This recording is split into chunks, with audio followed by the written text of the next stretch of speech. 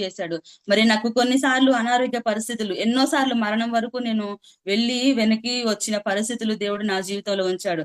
మరి 10th class లో ఉన్నప్పుడు అదే తెలియని తెలియని అనారోగ్యం, ఎక్కిళ్ళు రావడం అనమాట. ఎక్కిళ్ళు వస్తే ఏమవుతుంది, కొంతసేపు మంచినీళ్ళు తాగితే తగ్గిపోతుంది కదా అనుకోవచ్చు. కానీ మరి ఎక్కిళ్ళు ఎలా అంటే, మరి శ్వాస తీర్చుకోవడానికి కూడా ఆ ఆ ఆ యొక్క టైం లేకుండా, శ్వాస తీర్చుకోవడానికి కూడా టైం లేనన్ని ఎక్కి 10th క్లాస్ ఎగ్జామ్స్ నేనైతే హాస్పిటల్లో ఉండి ఎగ్జామ్స్ రాశాను అనమాట. అయినా కూడా దేవుడు మరి నన్ను ఆయన వెనక్కి తీసుకొచ్చాడు. మరి స్వైన్ ఫ్లూ తెలుసు కదా మీకు.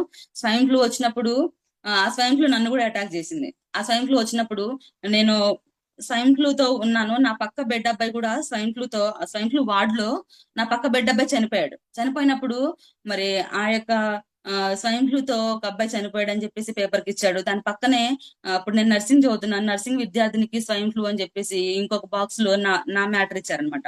మా విలేజ్ లో ఏం జరిగిందంటే, అందరూ ఈ అబ్బాయి చనిపోయాడు, ఈ అమ్మాయి కూడా చనిపోయింది అని చెప్పేసి, ఒకవేళ చనిపోయిన బాడీని కూడా మన ఊరు తీసుకురావద్దు, ఎందుకంటే స్వైన్ ఫ్లూ తో చనిపోయింది కాబట్టి మరి మనందరికీ ఇబ్బంది అవుతుందని చెప్పేసి, అలా చాలా ఇబ్బందులు అట్లా జరిగిందంట. అయినప్పటికీ దేవుడు అంతటి సిచ్యువేషన్ నుంచి కూడా దేవుడు నన్ను అభివృద్ధి పరిచాడు. కేవలం నేను అనుకుంటున్నాను, దేవుని మందిరంలో నేను నివసించటం బట్టే దేవుడు నన్ను స్వస్థపరిచి ఈ యొక్క స్థితికి దేవుడు తీసుకొచ్చాడని నేను నమ్ముచున్నాను అనమాట. దేవుని మందిరంలో మనం ఉంటే, మరి ఆయన మందిరంలో ఒక్క దినము గడుపుట 1000 దినముల కంటే శ్రేష్టమని దేవుడు సెలవిచ్చిన మాట మరి నా జీవితంలో దేవుడు ఎంతగానో నెరవేర్చాడని చెప్పేసి నేను ఆయన గురించి సాక్ష్యం ఇస్తున్నాను అనమాట.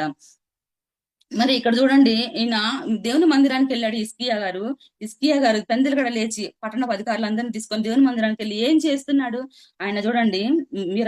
21వ వచనం, రాజు